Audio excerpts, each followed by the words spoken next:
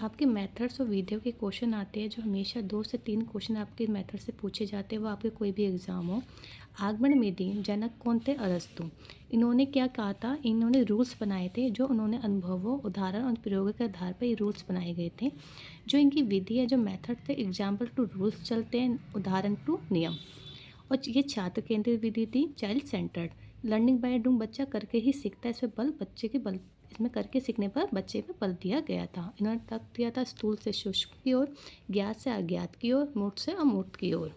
आपकी कोई भी चीज़ आ जाएगी, 4 ऑप्शन आ जाएंगे, उसमें से 3 ऑप्शन ठीक होंगे। जैसे एक ऑप्शन में क्या होगा, सूक्ष्म आगे दे दिया, स्थूल पीछे दे दिया जाएगा, तो आपको सही करना है कि आगमन विधि के अंदर कौन कौन से तर्क आते हैं।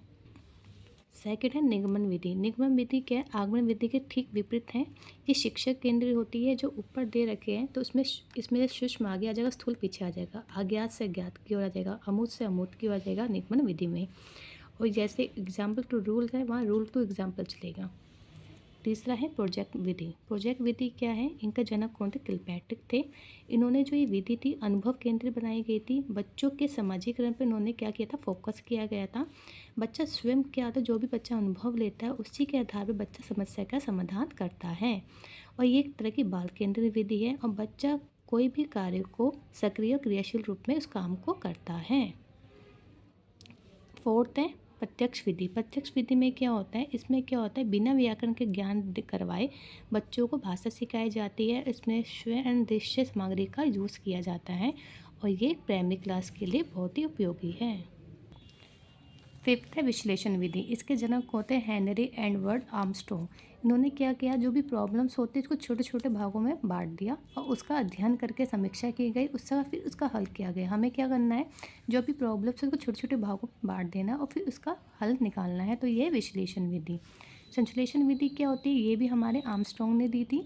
उसमें क्या है, जो विश्लेषण करने के पश्चात ही संश्लेषण स्टार्ट होता है, क्योंकि जो हमने छोटे छोटे भागों में समस्या को बांट दिया है, हमें उस सारी समस्या को जोड़ के उस समस्या का हल करना है, वो है संश्लेषण विधि। दूसरा है 7 अनुकरण विधि। अनुकरण विधि में क्या होता है, बच्चा अनुकरण करके सीखता है, यानी नकल करके। जैसे कोई टीचर बच्चे को पढ़ा रही है, तो वो उसको रिपीट करता है, उनकी नकल करता है, तो बच्चा उसी के थ्रू बच्चा लिखना, पढ़ना, नवी रचना करना सीखता है। व्याख्यान विधि, इसमें सबसे प्राचीन विधि है। इसमें शिक्षक केंद्रित विधि होती है। इसमें बच्चा तथ्य विषय व्याख्या की जाती है।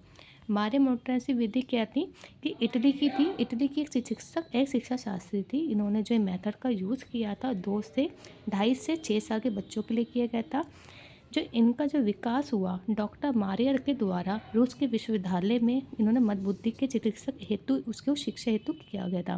पहले इन्होंने जब ये मेथड का यूज़ किया मंदबुद्धि के लिए किया, और बाद में इन्होंने अपना जो ये मेथड का यूज़ किया सामान्य बालकों के लिए भी किया। जो मैंने आपको सीटेट के प्रीवियस ईयर क्वेश्चन करवाए, तो उसमें ये एज भी पूछी थी। मारे मोंटेसोरी ने किस बच्चों के लिए यूज़ किया था? मंदबुद्धि के लिए, और बाद में सामान्य बच्चों के लिए भी यूज़ किया था इस मेथड का। डाल्टन विधि। इस विधि में क्या होता है, एक टीचर द्वारा छात्रों को कुछ निर्धारित कार्य दिए जाते हैं। वो जो भी कार्य दिए जाते हैं असाइनमेंट के रूप में दिए जाते हैं, और वो कार्य कुछ समय के भीतर उसको पूरा करना होता है। भाषा संसंग विधि। इस ये क्या होता है, व्याकरण शिक्षण विधि है। इसमें क्या होता है, ये प्राइमरी क्लासेस के लिए उपयोगी होती है। इसमें रचनाओं के माध्यम से व्याकरण का ज्ञान बच्चों को दिया जाता है। तो ये सारी विधि आपको पता होने चाहिए। इसमें आपको लाइन्स आ जाएगी, ये यह विधि किसने दी थी, आपके पास ये सारे क्वेश्चन आ जाएंगे।